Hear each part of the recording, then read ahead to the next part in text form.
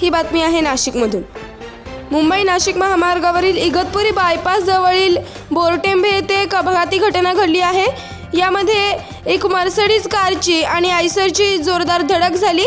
या 3 जणांचा जागीच मृत्यू झाला असून 6 जण गंभीर जखमी आहेत। जपानमध्ये भूकंपाचे तीव्र धक्के जाणवले आहेत। यामुळे अनेक ठिकाणी घरांचं नुकसान झालं आहे, तर रस्त्यांना भेग्या पडल्याचंही समोर आलं आहे। भूकंपानंतर त्सुनामीचा इशारा देण्यात आला आहे। होनिशच्या पश्चिम किनारपट्टीवर असलेल्या 9 प्रांतातील 97,000हून अधिक नागरिकांना सुरक्षित स्थळी जाण्याचा आदेश सरकारकडून देण्यात आला आहे। जपानच्या हवामान विभागाने दिलेल्या माहितीनुसार काही परिसरात असलेल्या किनारपट्टीच्या भागात डझनभराहून अधिक भूकंप झाले आहेत। देशभरात कोरोनाचा प्रादुर्भाव वाढू लागला आहे।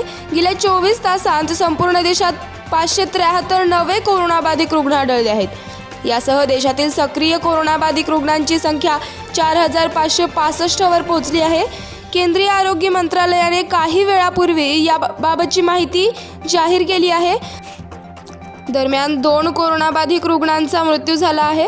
यातला एक रुग्ण कर्नाटकमधील आणि दुसरा हरियाणामधील आहे। दुसऱ्या बाजूला कोरोनाचा उपप्रकार असलेल्या JN.1चा प्रादुर्भावही वाढत आहे।